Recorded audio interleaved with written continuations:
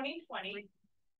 It's really just an opportunity to spotlight all the different women leaders in the region, get to know them, get to know a little bit about their professional journey, a little bit about their personal journey, and really just to kind of tap into that leadership network that we have here and get some relationships growing. So I want to thank our sponsors, George Washington Toma, Hollywood Agency, Enbridge Mountain One Bank, Mass General Brigham, Partnering for Performance, and Scientific HR.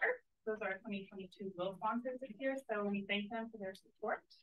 Today, we have a special moderator, Julie Williams, the Vice President of the Chamber, who is our, what I would call our in-house publisher, because she was in publishing in a past life, and wears a marketing lens around here, but she's our Vice President, and I thought there's no better person to introduce Maria and Jane with Southshore Home Life and Style.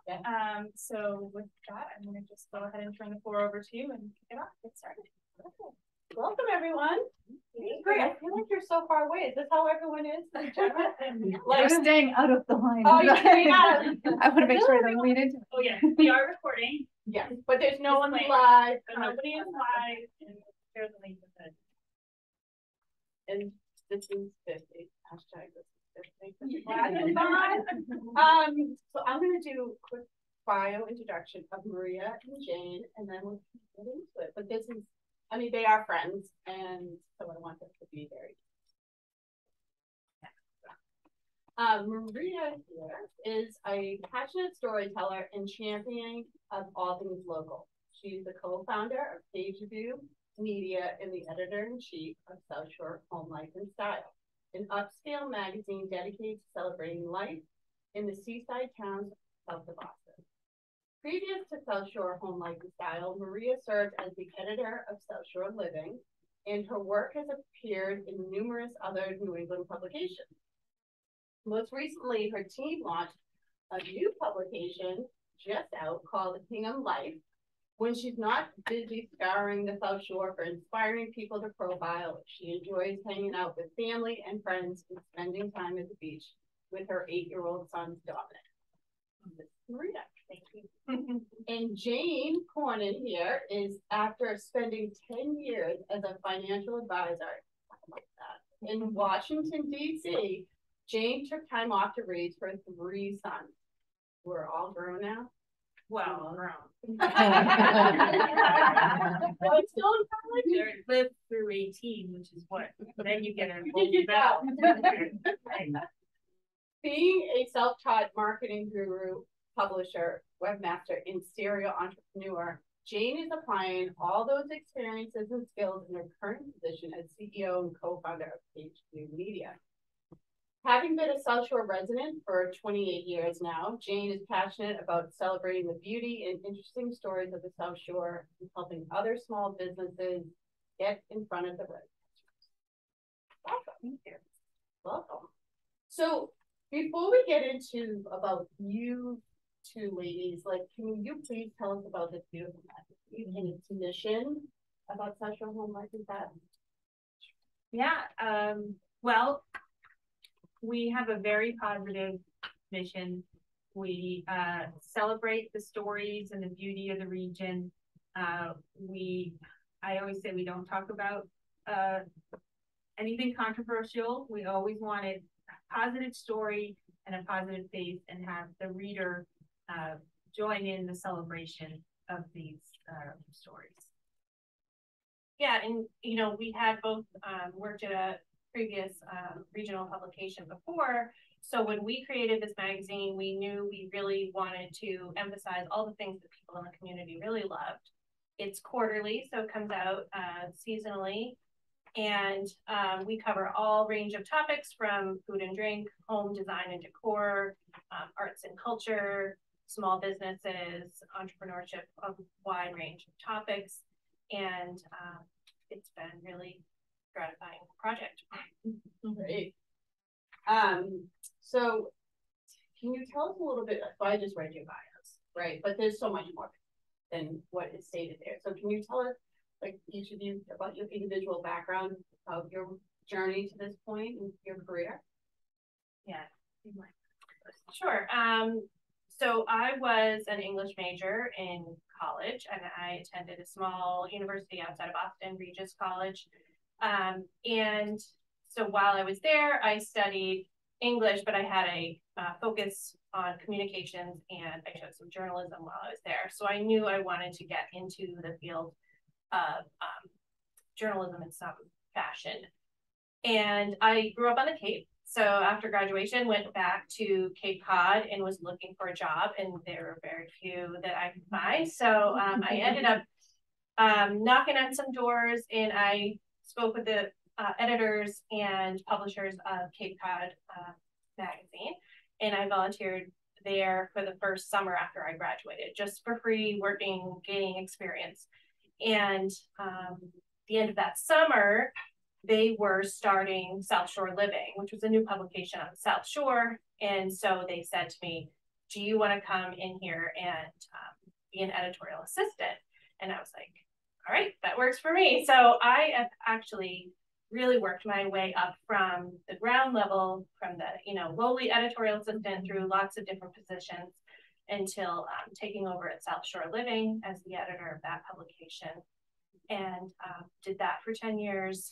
And then this is our new baby, which we've been able to really, take all the things that we really loved from the previous magazines that we worked at and create something special. So that's great. And I kind of had a curvy path to where I am right now. As we said, I was a financial advisor for 10 years down in DC. Then I wanted to have kids, and it was before the age of cell phones and laptops, and you basically had to be in the office all day. So I was fortunate to stay home for a while with my boys, and then I tried to find a job that would allow me to be flexible and be around the kids. So that's how I ended up in a sales position for South Shore Living. So that's where I met Maria. And I worked there for about 5 years before we started this new venture. So yeah, I was wondering, I think I knew that, but just to confirm, that's where you met with through South Shore Living. So I know, you had to deal, just to talk about dealing with adversity. I know what you guys had to went through back in 2018, to share maybe just a little bit of that experience, but how that brought you to launching your own product and what you've learned from that situation that has made this product mine. It's so much better. I don't know if you so if you wouldn't mind sharing a little bit on that experience. yeah.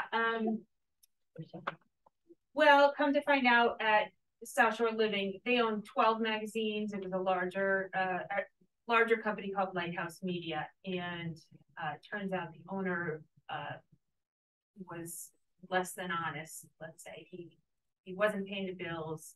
He basically embezzled from the company, and he fired us all via email on the day before Christmas Eve 2018, which was pretty dramatic. I'd never been fired in my life. And he fired basically 30 or so women with children, right? I mean, there was one guy, maybe, well, it wasn't just firing us, he just closed the company. He closed the entire, he just sent an email that said, at the end of the day, the company will cease to exist. Yeah.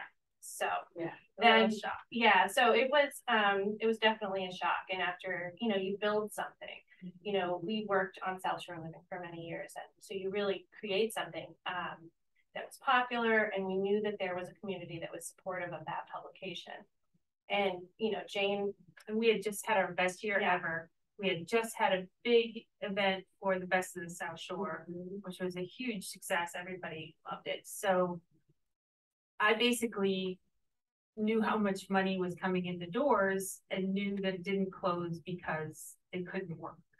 I had never dealt with the printer or any of the expenses on that side, but I did a little calculations, a little exploring, and I reached out to Maria and I said, we don't need him. We can do this ourselves without him. And I think it could work. And so that kind of turned things around, and really pretty much the day after Christmas or that week, that Christmas week, we were at Panera Bread like 3 times that week. We took like a day or two to just think about it and have the holiday, and then I was like, well, my son was starting kindergarten. I live in Sagamore Beach, so commuting to Boston was going to be a whole task. So I didn't want to really start with that. And so I was like, I've got nothing to lose. We might as well give this a try. And as far as adversity, and if you guys own your own business, we did originally have a third partner, which didn't work out. It was a learning experience. We all signed something in Panera that week saying this is what we're going to do. And, you live and learn. There wasn't really an exit clause in that thing that we signed. And we realized very quickly that the third partner wasn't really going to work out. And it was a difficult struggle. We had to get an attorney involved, and we had to, go back and forth. But it was good that we did. But the reason I mentioned that is because you definitely live and learn. We have been learning every single day of this adventure. Yeah. So your first publication launched when in 2019?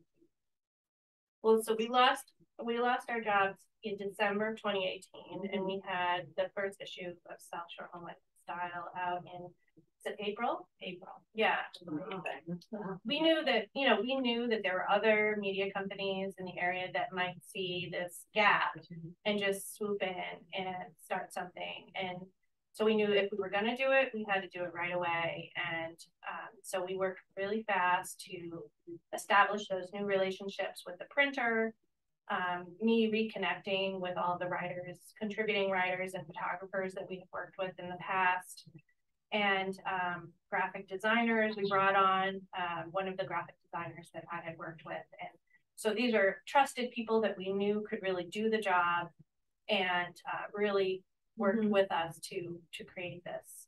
And we reached out to advertisers that had just been, kind of shafted by the old company. So we had to, the difficult part of that was no one knew the gentleman that was the owner. People knew my face and my name.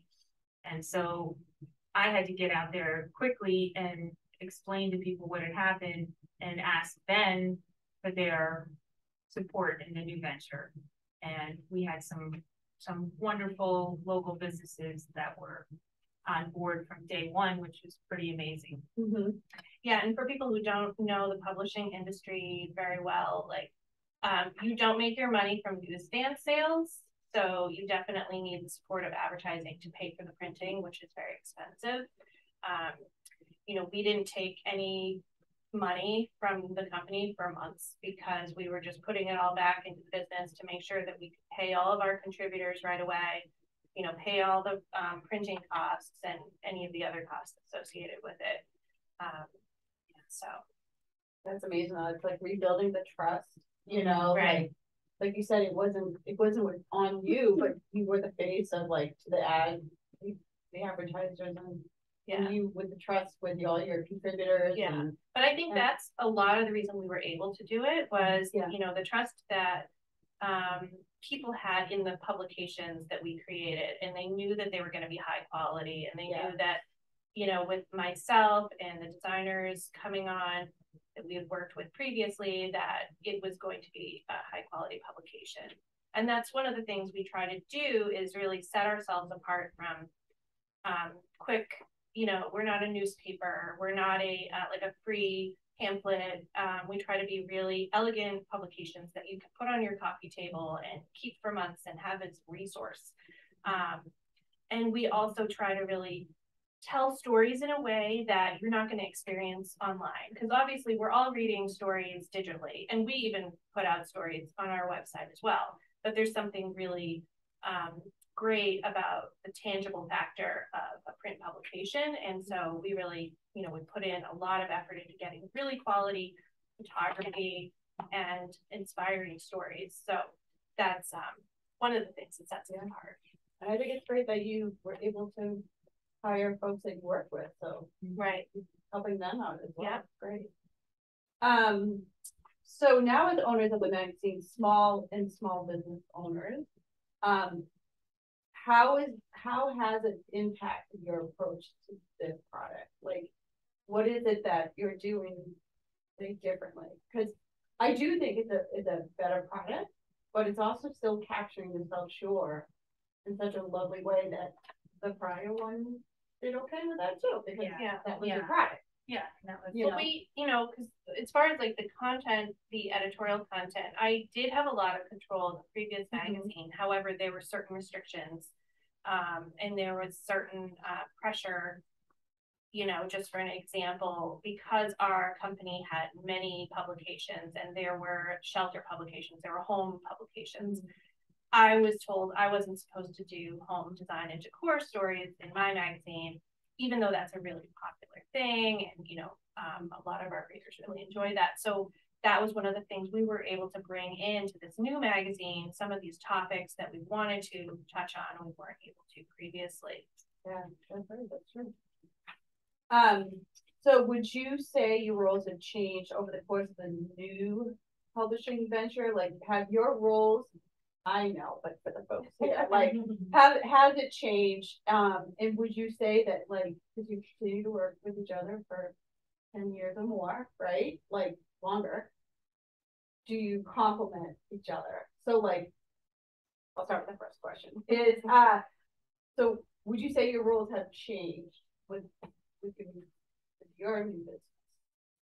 Certainly. Yeah. And I would say, we both have gotten to appreciate and understand the other side of the business. When I was just a salesperson for them, I never really even knew what was going to be in the magazine. And now, I get a little vote on what's on the cover, and it's pretty awesome, that kind of thing. And for Maria, she is always interested in the reader, but now she understands that we do have advertisers that we should always keep in mind. And I'll just say, I think I've had other small businesses and other partners before, but I mean, she's probably not as thrilled about it, but I love having Maria as a partner. We are exact opposite, total opposite.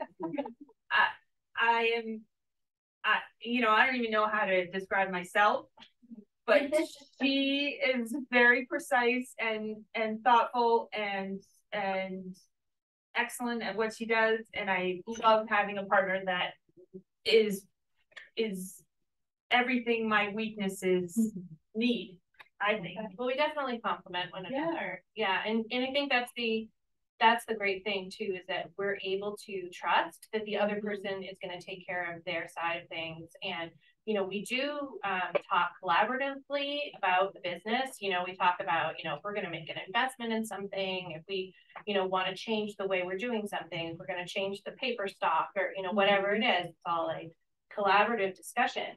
But I also know that I'm not experienced with,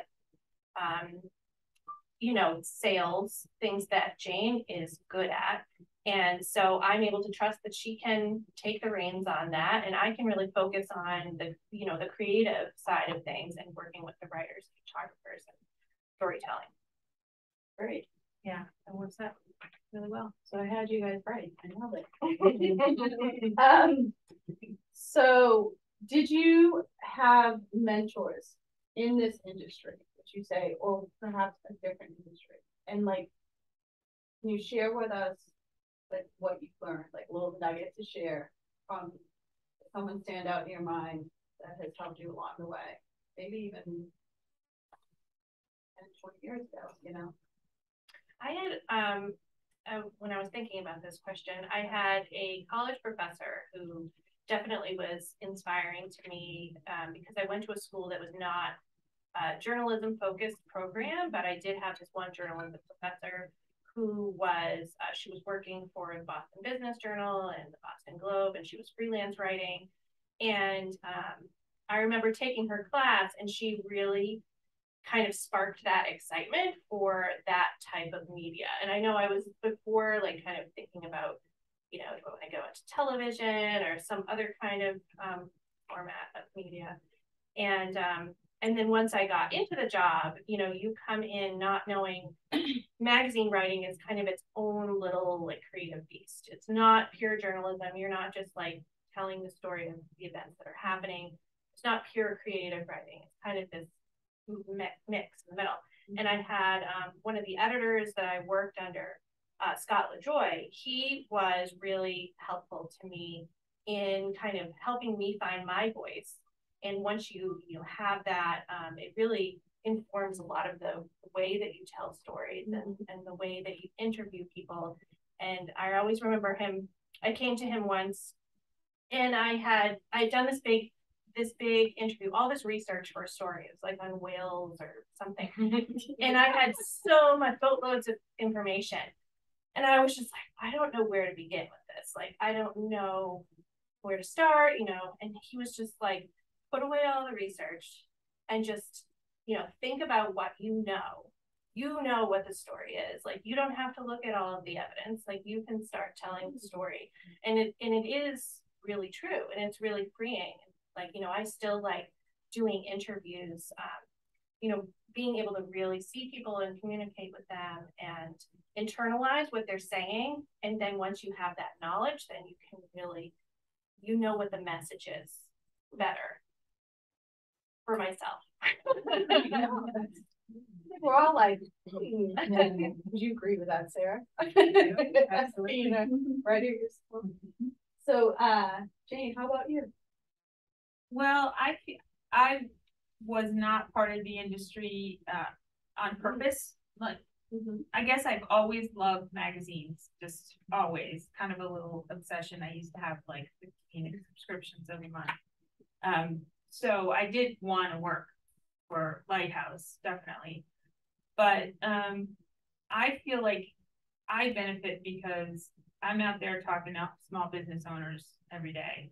And everybody, you can learn from every business, no matter whether they sell tables or, you know, Botox or what have you. They're all interesting, smart people that I get to, you know, pretty well and learn a lot each day. So yeah, like working at the chamber. Yeah, exactly. Yeah. Chamber. Yeah. I mean, think about that resource. All these talented, brave people that have started their own company, and whatever it is that their little passion is, it all comes together and can add to your knowledge. And obviously adding to our region. Oh yeah, what it is. All right, so now we're going to move into kind of more of our like general women in leadership type of questions. So tell us, I mean, yeah, I'm just going to throw it out there. Tell us about a big transition or a change in your life, personally or professionally. What did you learn from that time, and how has it shaped where you've become? Oh, I'll go. Well, I think my biggest transition was having kids. I always wanted to be a stockbroker. My father was a stockbroker.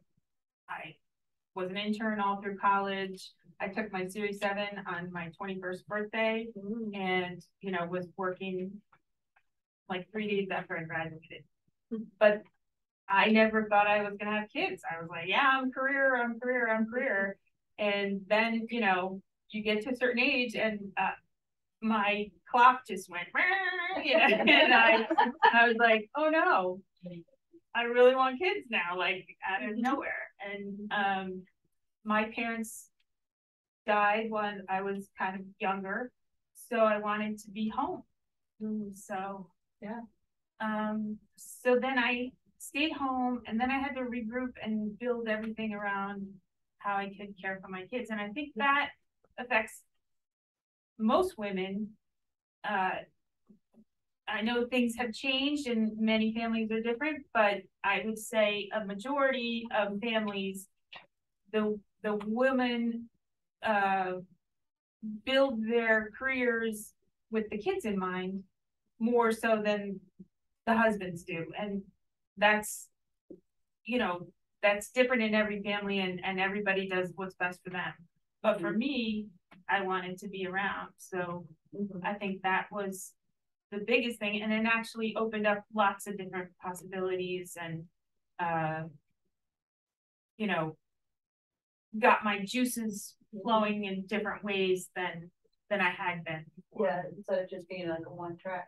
Well, I think it's interesting too to point out, because I'm having flashbacks too, like we're roughly the same age, how back in the day, like there was no cell phones, you laptops with all desks, Right. you know, tops. It was like you just didn't have that flexibility to No, I mean, think about this. be remote in any kind of work. I was in one of the biggest financial advisor firms in Washington, D.C., which is one of the wealthiest places in the country. I had my own office, which was pretty awesome at 28, and a hole in the wall with the monitor I shared with the guy next to me. I mean, I feel like I'm telling you I'm 107. But that wasn't that long ago. So so laptops were not, and email and Google went public while I was a financial advisor. So, I should have invested in that, but Well, it also makes sense as to why I was working at an ad agency in Boston.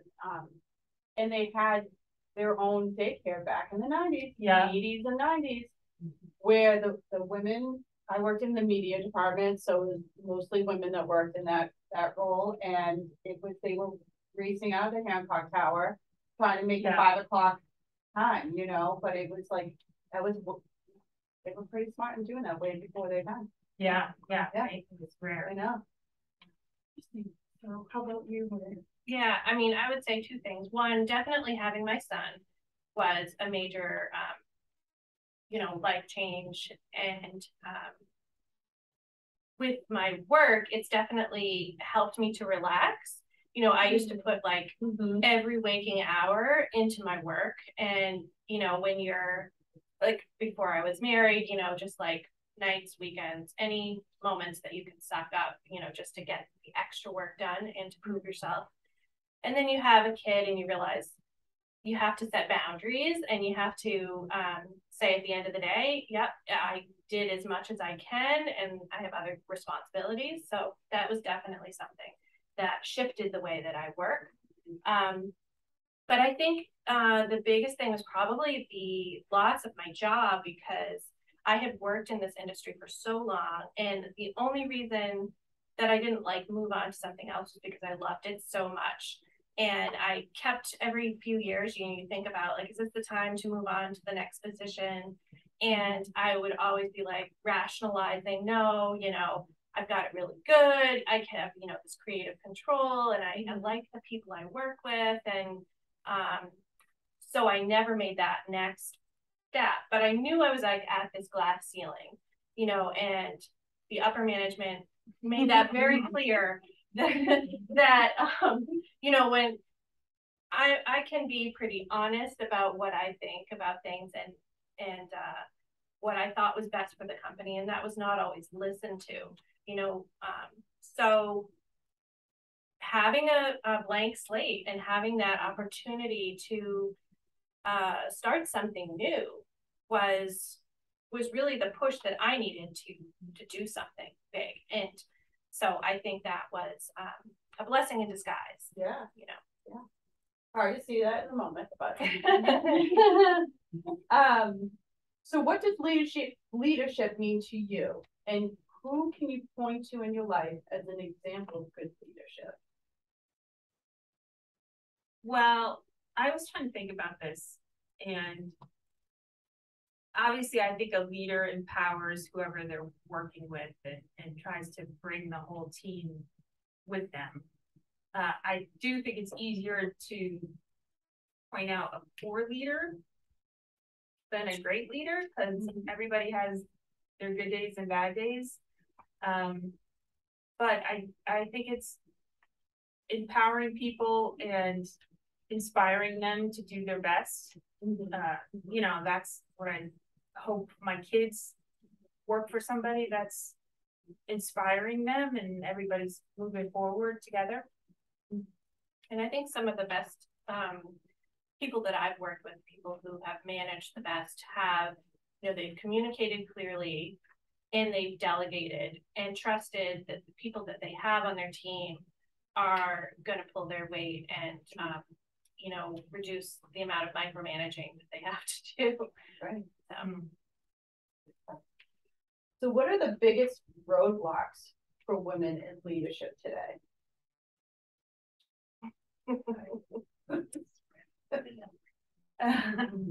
I think one of the biggest ones for women, for me and for a lot of the women I know, is kind of a self-doubt and self-criticism that you know, actually my son has a girlfriend that just started her first new job, and she's at an investment bank and she's really bright. And I said, just don't be intimidated, because you're smarter than you think you are, and you know more than, you know, you can learn from people that are higher ups, but don't think that, you know, that you're not equally as smart and you just have to learn the information. So I think it's the self-doubt and the questioning for a lot of women. So let me see. I'm looking around here with Stacia. There you are. You're like my direct. Okay. And I was expecting Sarah too when I was writing this. But we're joined here today by some women who are new business owners, and some that are our next like generation leaders in their respective companies. What is your takeaway advice that you can share with them as you shared some like great tips so far, but Stacia, sorry for like throwing, you know, putting you out there. But you are definitely like, this is one of the reasons why you're here today, right? You're here to like learn and absorb all you can. So what are some other tips, nuggets that you haven't shared? Well, you know, being in the media, I think one of the things that I get asked a lot is, you know, how do I get my business to be featured in your magazine, or how do I get exposure? So I think one of the things, no matter where you are in your business, whether you're launching or if you're seasoned business, you really have to take the time to narrow down like what your mission is, but not just in fancy words, but, you know, to really understand it and to be able to say it simply and in a short, brief manner. And then if you have anything special that you have going on, you know, to think about the ways that you want to publicize that way well in advance. So with publishing in a magazine like ours, we do our planning anywhere from 2 to 3 months up to a year in advance. So like we have a photographer who's going to be taking photos at the Marshfield Fair this year. You know, we won't do anything with that for a year going forward. And a lot of businesses, I'll get press releases, right? Like we're going to have an event next week.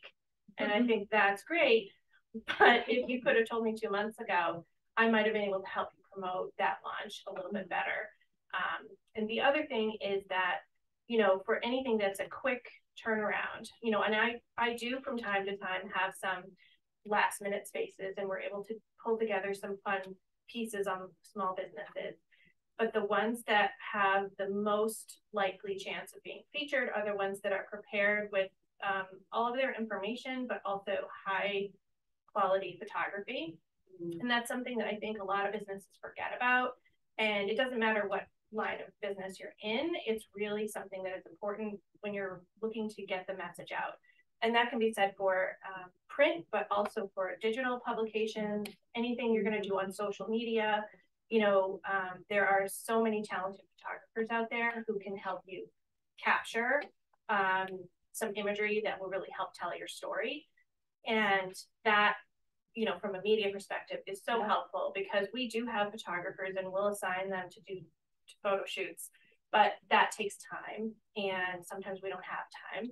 And so the people who are ready to go and they have something that is not just beautiful, but high resolution, if you want to get technical, 300 DPI, at least 1 megabyte, you know, don't resize all of your images for Facebook and Instagram, because once you size them down, you can't like get those pixels back. So you want to always hold on to your high resolution files.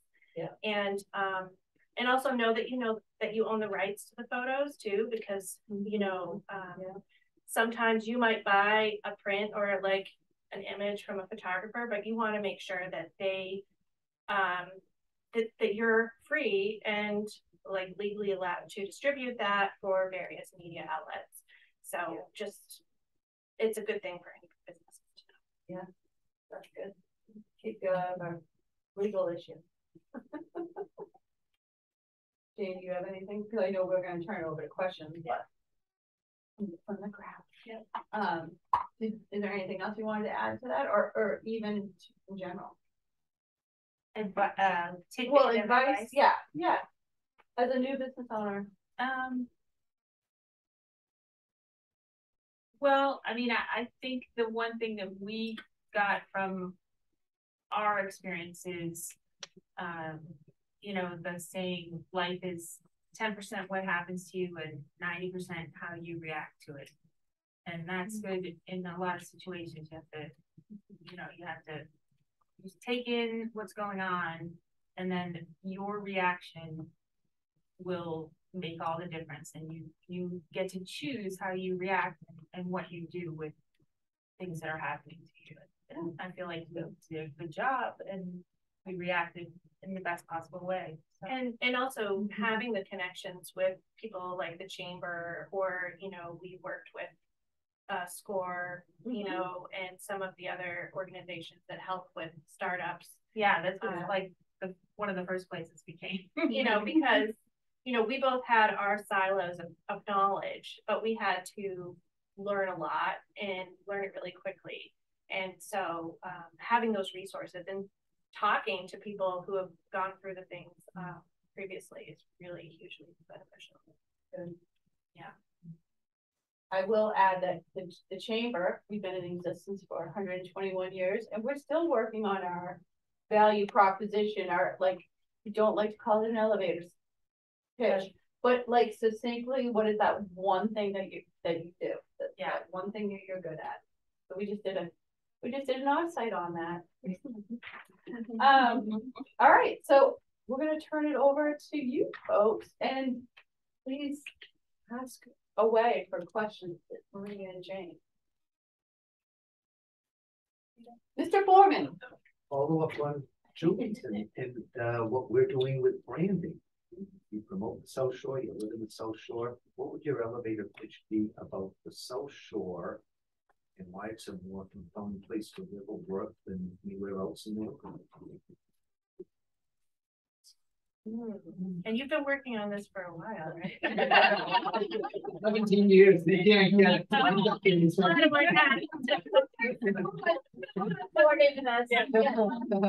mean, I grew up on the Cape, and so my knowledge of the South Shore was very limited before I started working on the South Shore publications. And I think that for people who are in Boston and people who are on the Cape, you know, back in the day, it was like a drive-through, right? And there's so much beauty and so many amazing businesses, inspiring artists, and small business owners on the South Shore, that it's like that hidden gem, right? For anybody who's you know, from these outside areas. And I think it has all of the beauty of coastal New England, all of the conveniences of being, you know, close to both Boston and Providence, and you know, and just like a rich community of people that doesn't even happen on like Cape Cod, you know, because that's such a seasonal population down there. So that's not really an elevator pitch, but it's it's definitely. I would say as someone that I moved here from out of town, and my husband had a job in Boston, so we looked all around, and I always thought of the South Shore as, you know, the best of all worlds. Because you know, you do have Boston, you do have an easy commute, but you have these wonderful towns, these beautiful beaches, lots to do. I think it's the best part of Massachusetts. We could work on that too. Yeah. I was looking for free. Who else? Oh, Lisa. How many people are you employing? How many are on your team? We are a team of 2. Okay. And we have contractors. Yeah. We use probably 20 to 30 different people, but between writers and designers and photographers. So the way the company's set up right now, we're doing 2. Did you lose anyone? Was anyone mad at you when you came back to them and said, this Oh, is yeah. all real? Oh, You lost people. yeah. There was a lot of confusion. Yeah. There was also thousands of people that had paid for a subscription. They we just stopped, you know, we were them and we stopped sending it to them. So it was a whole year of trying to talk to people and explain what happened and explain that what it was. There's definitely a misconception, and even because the design is similar to the previous publication, so there is confusion. And you know, my face is still in the front of the magazine, so they just some people assume it's the same thing. Some people said like, oh yeah, I wasn't getting that for a while and now I'm getting it again. Right. And you know, when we try to really educate people that no, you know, we didn't purchase the other company, we didn't purchase their email list, we didn't purchase their subscriber list. We started from the ground. And we didn't want any of that baggage. You know, we wanted to just be positivity and moving forward. So but yeah, there were definitely people who had been disappointed with the way things went down before. Yeah. Do you have a question? I did. Lindsay, George Washington, Thelma. Yeah. So going back to, you guys touched a little bit on shifting roles from kind of working for a company, for a magazine, to then kind of running your own magazine. I find that a lot of times people start a business because they're passionate about what the business does rather than the owning of a business. So I'm wondering if you guys have any tips on how to still kind of balance and fuel that passion for what you're doing and what your business is doing versus kind of the oversight and the running of the business. Kind of role of responsibility. Well, I mean, I think a lot of passions are wonderful and enjoyable, but you have to do some math and just say, hey, can this work? Is there a market? How do we make money doing this? And then is it enough money to pay for everything we have to do and take home some money afterwards? So sometimes there's not, you know. I would just interject too, because I think especially for my role, it changed a lot, you know, coming from just purely creative side to, you know, having more of a say in the business side of things. I've had to kind of compartmentalize my days and my weeks. And, you know, I feel like my brain is somehow like split down the middle, and I'll have the days when I'm just being creative, and then I'll have the days when I'm talking with Jane about logistics, and maybe we're event planning or we're talking about some upcoming business, you know, decision that we have to make.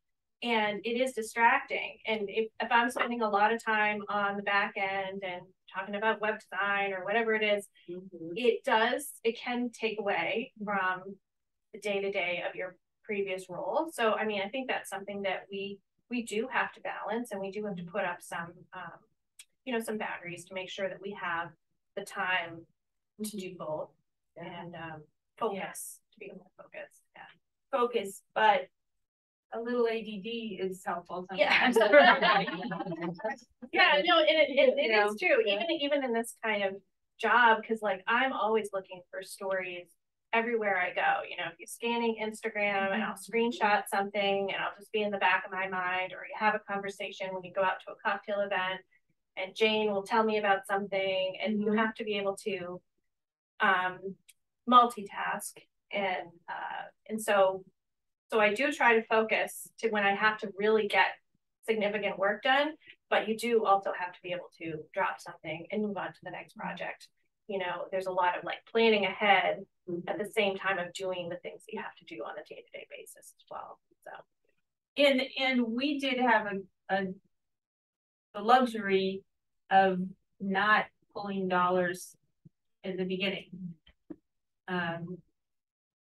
And I've had other small businesses in my life, and you do have to reinvest, and that's hard for people when they have to pay the bills and feed their families, etc. So, well, and it was super hard. That part was super hard. Yeah. But we reached a point where I know when we talked to a business advisor at one point, and we were explaining what we were doing, and he was like, "This is great." And he said, of course, you've got another job too to support yourself while you're doing this. And I was like, no, this is going to be my job. So we have to make this work. And like soon, because I have to pay my bills. So yeah. How about the timing of all that then? But the fact that the two of you who have worked as a team together now could both be in that situation that you could make it happen. Failure wasn't an option. Right. Yeah. It's just, you never even considered it, I'm sure. You guys literally were here, I think the day, not like it was that day after. Yeah. Like I think Jane came, and it was like you just didn't stop. You just kept going. Well, I mean, I had 2 kids in college. And I had never been fired in my life. And I was like, I don't want to go to another company where some random guy that seems like or boss, that seems like he's a legitimate businessman can all of a sudden, fess up that he's not, and it affects my world. So I no matter what happens with this, I'll never work for anybody else. I want to, be in charge. So, Mary Kate. Mary Kate, parents, master program. I just was curious about how you find your stories. Do they come to you? Do you find them? Well, they do come from a lot of different places. Having worked on the South Shore, I have a lot of connections with, local organizations and people in the community. So I'll get emails of things that are going on. I also have kind of a general sense of the types of topics that we're looking to cover. We have some overall themes for the 4 issues that we do each year. And part of that is knowing your market, knowing the readership that you want to serve. And part of that is also knowing your advertisers and things that are helpful to your advertisers. So it's balance between those. But, we know that our readers really love food and drink in restaurants. So that's something that we do a lot, and we tend to do it, more in the winter months because that's kind of like a cozy thing, when you're stuck at home. Home design and decor is something that's really popular both for our readers and our advertisers. So that's something that we've done in the spring. We kind of like themed our spring issue design and decor related. Our Best of the South Shore, which was a project that we started with the previous magazine, and we knew we wanted to do again in this magazine. And so this is based on a general public survey that we do on our website each year. And so the results of this is really popular to our readers. So our summer issue is themed around that. And then our fall issue is inspiring women, empowering women. And that's something, again, that we did in the previous publication, and we knew that it was something we wanted to bring into this one. you know, partly because it was just so popular, but also because we really love that kind of storytelling, and we can make the decision that that's what we want to do. So, and, you know, and it's amazing how the stories just keep coming, and, you know, people will read a story and then they'll email me and say, I have a story for you. You need to talk to this person. Right. Or the recent Hang a magazine, which I don't know if we have over there, but we have more copies too. You know, this one, I started working on it while everybody was at home, you know, during like COVID. And so it was difficult in the beginning, but then I started reaching out to people that I knew in the community. And so we started building, we have a story here, and we talk, you know, featured artist. And then in that interview, I'd say, who else do you know in the community who you think would make a great story? And they'd say, oh, you need to call this person. And I was like, all right. And so it is a great way when you're not in the community every day, because I can't be in every town every day, for people to recommend the people who are really inspiring, that they know and love and that really deserve recognition. And so I listen, and I'm always on social media too, you know, so when people are posting things that they're doing, and I might like see, oh, everybody's posting things about, you know, bathroom design or something, maybe we could do a package that kind of is inspiring, you know, home renovations or something like that. So any other questions? Oh yes, there. Thank you for being here. Sarah DeMeo, Vibrancy Communications. So I have questions about entrepreneurship and small business ownership.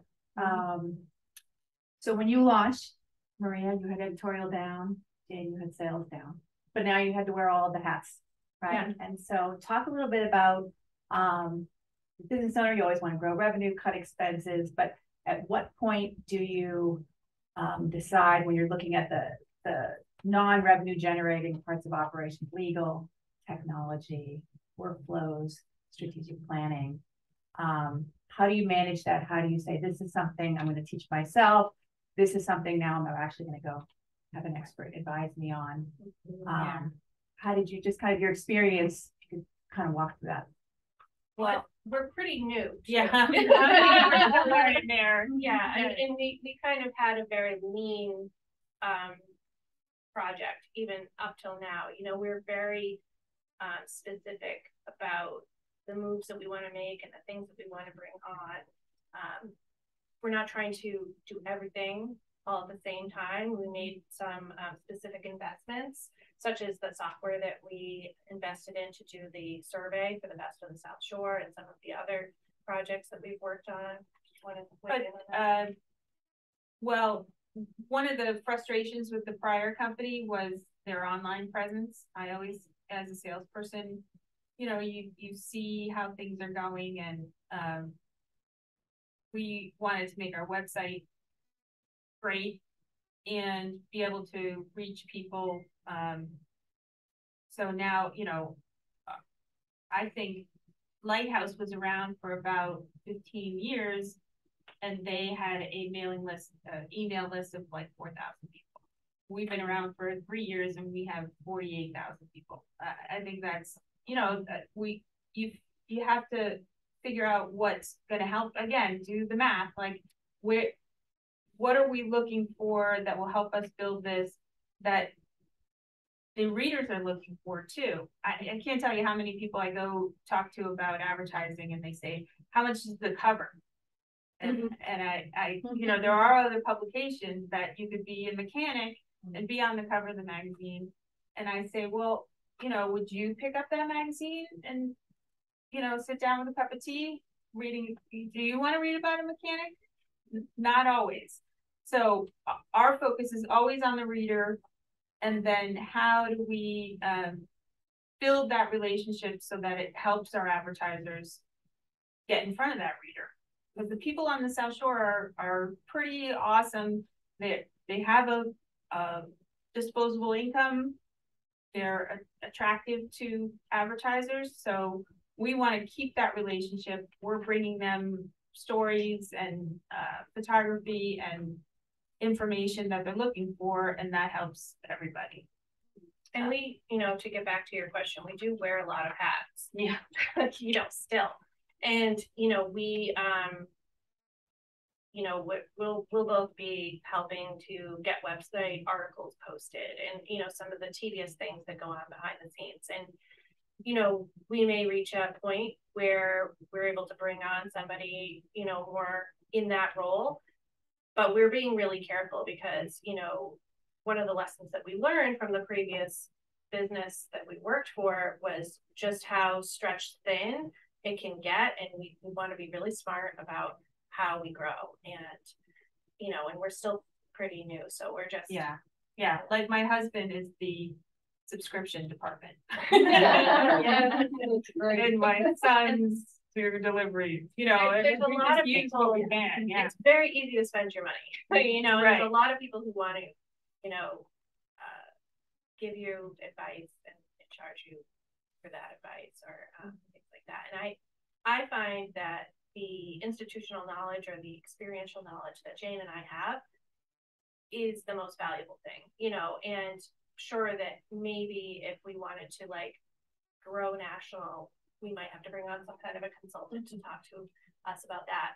But our focus really is this niche market. We are really focused on the South Shore. And that's one of the things, people will say, isn't print dying?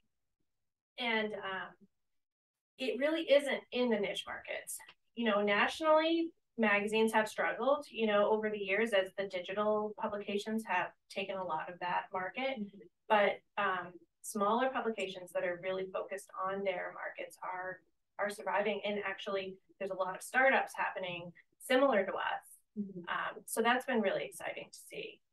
And that's been kind of a pro of the, something positive out of the pandemic. People are more invested in their local area and more, more interested than ever. So that's that people are staying close to home sometimes, and it helps them reach out to us.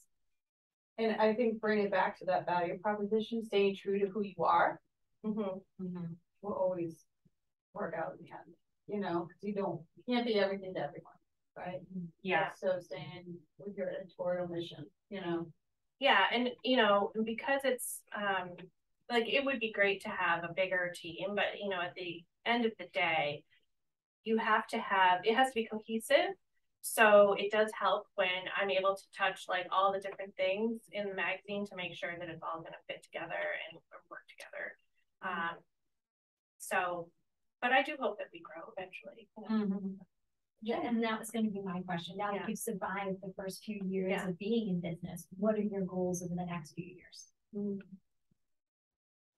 Yeah, well, we'd like to make a little more money.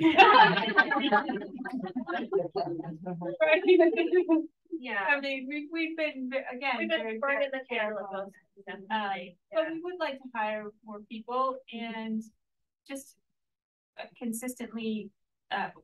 One of the things we did this year for the first time was a custom publication. We created a magazine for a retirement community, which was beautiful. We did the Hingham, so we are growing as a media company and not just one magazine. And that's something that we weren't really able to explore with the previous company. So, Jane and I can kind of find new ways and not jumping into saturating the market, but finding those other places of need that where we can be of service. Custom publishing.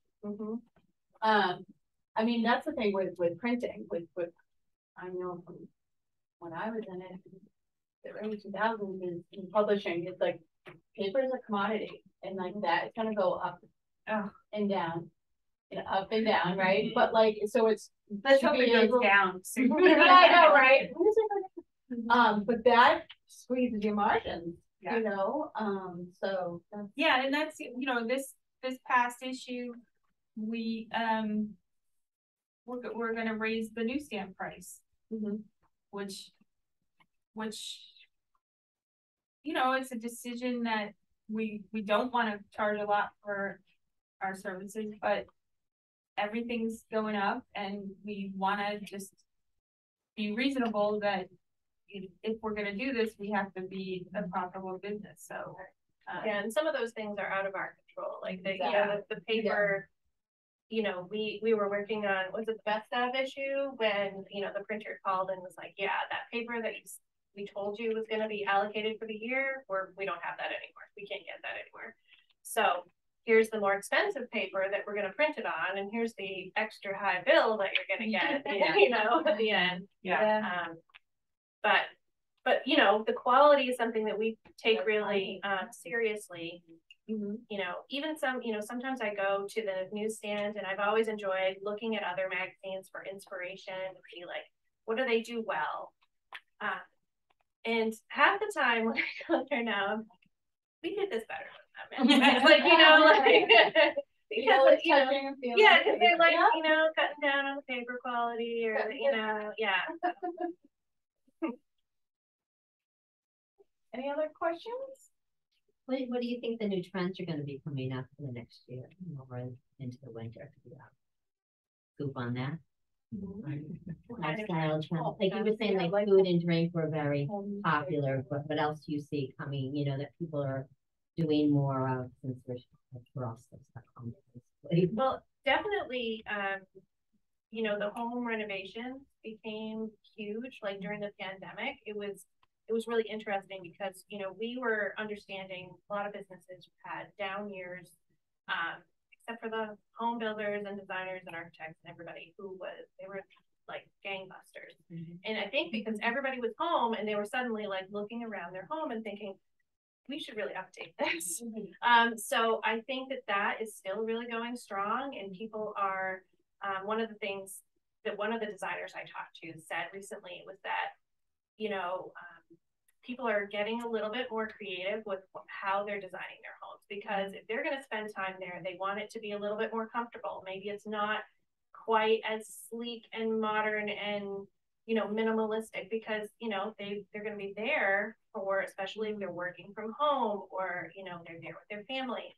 So that's, you know, something that some homeowners are choosing to do.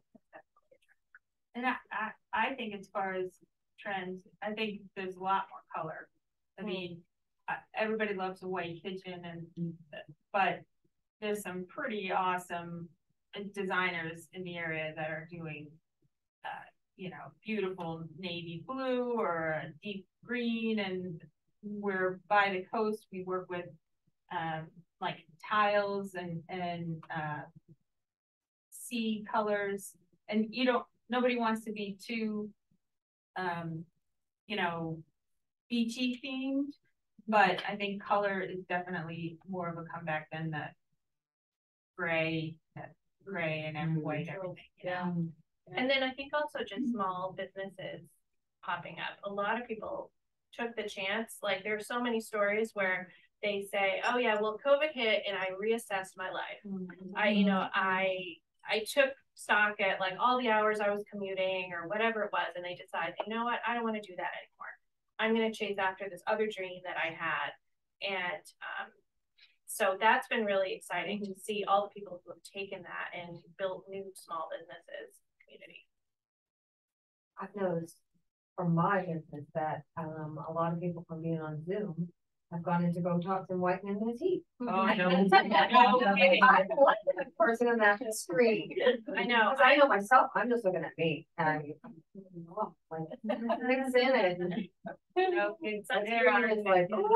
that is a big business. And it's here to stay, I think, you know. And also like some of the like local clothing stores and gift shops, it's been nice to see like a return to the brick and mortar kind of thing in the local community. Whereas, you know, there was a time when everybody was like going to the big malls, and, you know, and I love going shopping at the mall on occasion, but it's been so refreshing to see all these small, you know, clothing boutiques and artisan shops and galleries coming back into the community, and people actually really shopping there and supporting them. That's one thing I would stress to anybody anywhere. People think I'm preachy, but, you know, try to see where your your items come from. There's so many people buying everything off of Amazon that, you know, it's not made in America, and you really have to support these local businesses. There's no other way around it. If you want your community to stay vibrant and strong and have dollars and strong schools, you have to support one another. So I know it seems easy all the time and cheaper, but it's worth a little bit extra to go to that local shop and know who's there and buy a local product. And there's so many great. And they're great, yeah. I mean, I a lot of times will watch the trends, like national or international topics. You know, maybe there's like a new spa trend or something, and then I'll start Googling on the South Shore, where can I find somebody locally who's doing this, who's like on top of the trend, and how can we show how the local community is a part of this over larger trend. And you can find all those sources and resources in there. Well, this is fantastic. Thank you guys. Thank you. Thank you very much. Thank you very much. All right, thanks everyone for coming. I'm gonna do 2 closing comments. One, we have a couple of upcoming events. So we have Coffee Connections coming up on the 13th. There's still a few spots open for that. And then we have our fall lineup for the Will series. We have Susan O'Day coming in September. We have Christina Carreri, Shannon Burke, and Courtney Doyle coming in October. And then we have the owner of Side by Side Pet coming in November, Carol Bramson. So cool local pet business on the door. So super excited, and then I just want to thank you both for joining us today. Thank you, Jewel, and thank you all for attending. Thank you. Thank you. Enjoy the rest of the morning. Feel free to grab coffee on the way out. Oh. Yeah. I know.